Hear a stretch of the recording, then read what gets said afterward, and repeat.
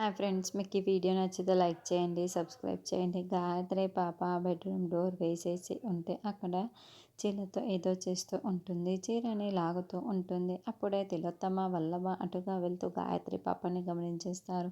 వెంటనే తిలోత్తమ గాయత్రి పాప చీరని లాగుతూ ఉంటే ఆ చీర పైన కాలు పెట్టి తొక్కుతూ ఉంటుంది. చూడు, నువ్వు పెద్దమ్మవే అయినా కూడా ఇప్పుడు నువ్వు చిన్నపిల్లవి. మా మమ్మీ చీర పైన కాలు పెట్టేసింది కదా, నువ్వు చిన్నపిల్ల కాబట్టి ఆ చీరని నువ్వు లాగలేవు గాయత్రి అని వల్లభ చెబుతూ ఉంటాడు.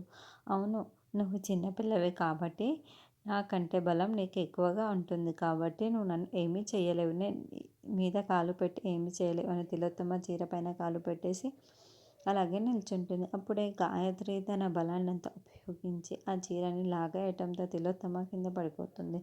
అయ్యో మమ్మీ మమ్మీ అని వల్లభ కేకలు పెడుతూ ఉంటాడు.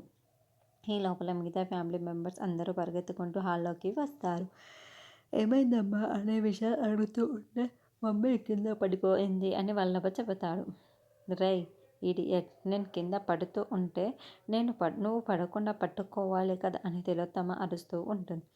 సరే అన్నయ్య, కింద పడిపోయిందా తర్వాత అయినా లేపాలి కదా అమ్మని అని. సరే నువ్వు లే అమ్మా లే అని విశాల్ దగ్గరుండి తిలోత్తమని లేపుతూ ఉంటాడు.